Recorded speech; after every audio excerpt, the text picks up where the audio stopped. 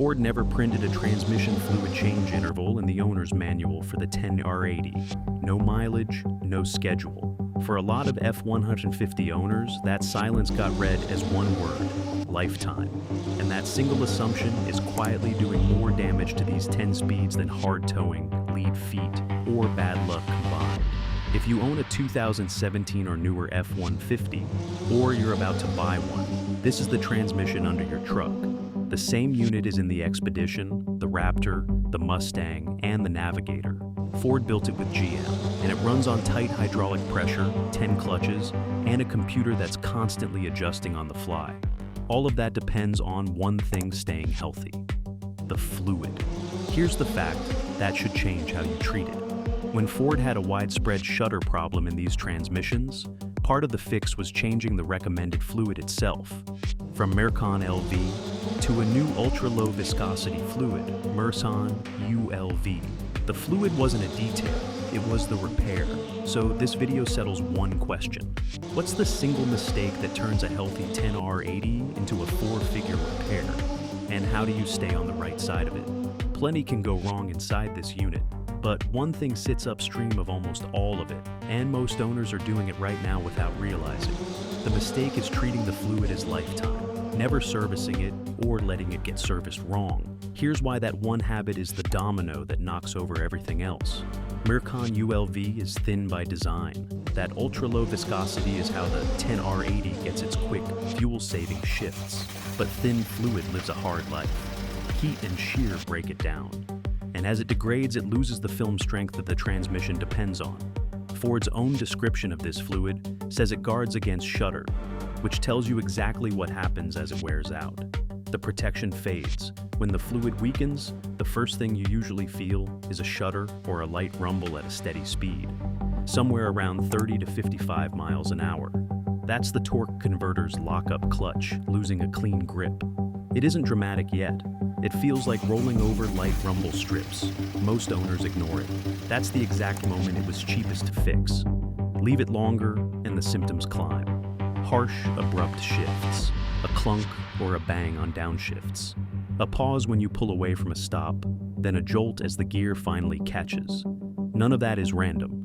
Weak fluid drops line pressure and lets the clutches slip slightly on every engagement, and that slip makes heat and wears the friction material. The transmission starts wearing itself out faster with each mile, and here's where the money changes shape. A proper fluid and filter service runs a few $100s. Once a neglected shudder has chewed up the converter, you're into a converter replacement, often well over $1,000. Let it reach the valve body, where fine metal contamination makes the hydraulics behave out of spec, or the CDF drum in higher mileage units, and now you're looking at a rebuild or a replacement that can run several thousand. The cheap job you skipped becomes the expensive one you can't. And if you're wondering whether any of this is overblown, it isn't. The harsh shifting complaints on 2017 to 2021 F-150s were common enough that Ford issued software calibration updates to address them. And a class action over the 10R80's shifting was filed in 2023. That cuts two ways. Some of those early trucks genuinely improve with a dealer recalibration alone, so it's worth checking for. But the bigger takeaway is that this shifting behavior is a documented, repeating pattern across hundreds of thousands of trucks. You're not imagining it. And fluid condition is the part of it you personally control. Now, the part people get wrong even when they do try to maintain it. A fluid change on a 10R80 is not a quick lube job, and a sloppy one can leave you worse off than doing nothing. It fails two ways. First, the wrong fluid. This transmission is sensitive to fluid type. Ford has a service message warning that unapproved fluid or an incorrect level can cause reduced performance and damage that isn't covered under warranty. If it isn't Mercon ULV, it doesn't belong in there. Second, and more common, the level gets set wrong. The 10R80 has no simple cold dipstick check. The level can only be set correctly at a specific operating temperature. Read with a scan tool, not guessed, not eyeballed. Get the fluid too cool or too hot when you set it, and the level is off.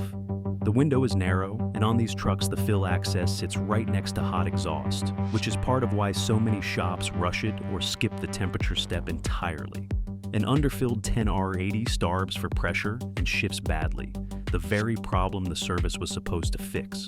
Plenty of fast oil change shops won't take the time to bring it up to temperature because that takes real driving to reach. If someone quotes you a 10-minute transmission service, that's your warning to walk. So, the rule on fluid is simple.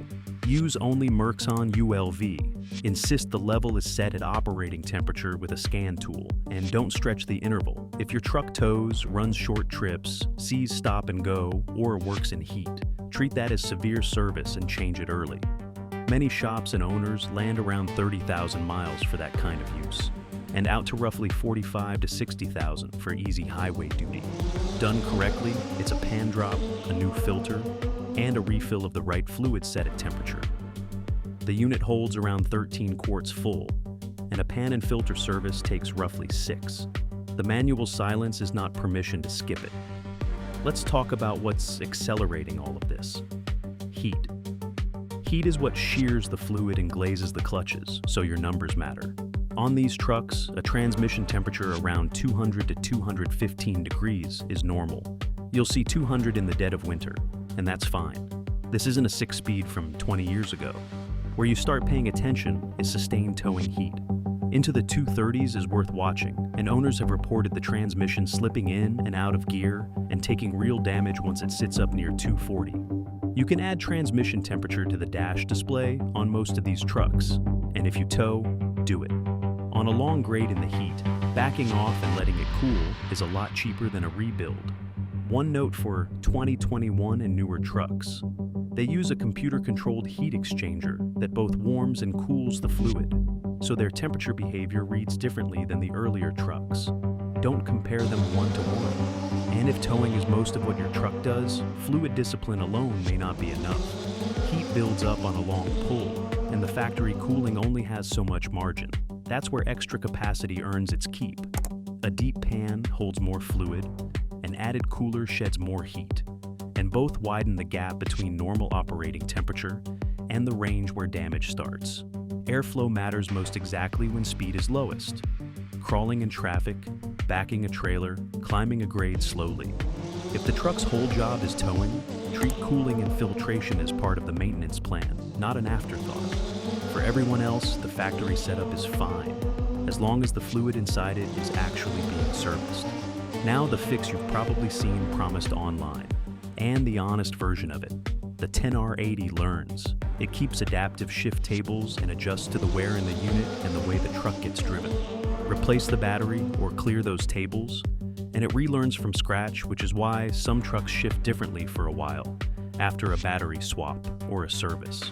There's an official Ford relearn procedure. A scan tool clears the adaptive tables, then you drive a set cycle, light throttle, controlled upshifts, up to highway speed and back down to a gentle stop.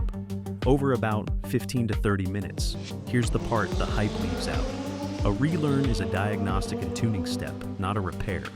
If your 10R80 is shifting rough, resetting the adaptives and road relearning, after you've confirmed the fluid is correct and not mixed, is a legitimate first move, and sometimes it genuinely cleans the shifts up. But if the roughness comes back, the cause is mechanical.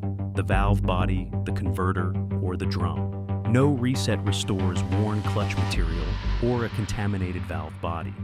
Anyone selling a battery disconnect trick as a cure for a failing transmission is selling you a temporary reset of a permanent problem. Use the relearn to diagnose and to finish a proper service, never to paper over wear. If you're shopping for a used 2017 or newer F-150, all of this becomes a buying test. Get the truck to operating temperature and drive it the way it'll actually live. A few stops, some light throttle acceleration, a steady cruise around 40. Feel for the shudder at a constant speed. Feel for clunks on the 1-2 and on the downshifts. Ask for any record of a fluid service. And if the seller tells you the fluid is lifetime and never needs changing, you've just learned how the truck was maintained. A pre-purchase inspection by someone who can actually read the transmission's temperature and pressure data tells you more in an hour than the listing will in a week. So here's what you can act on today. If you own one of these trucks, service the Mercon ULV on a real interval, set at temperature, and don't wait for the shudder to start. That's the one mistake to stop making. The exception worth knowing, if it's already shifting hard, don't just dump in fluid and hope. Get the level and the adaptives checked first, because once it's into the valve body or the drum, fluid alone won't save it, and even a perfect transmission can't rescue the wrong engineer underneath it. That's the next thing to check before you buy or keep one of these trucks.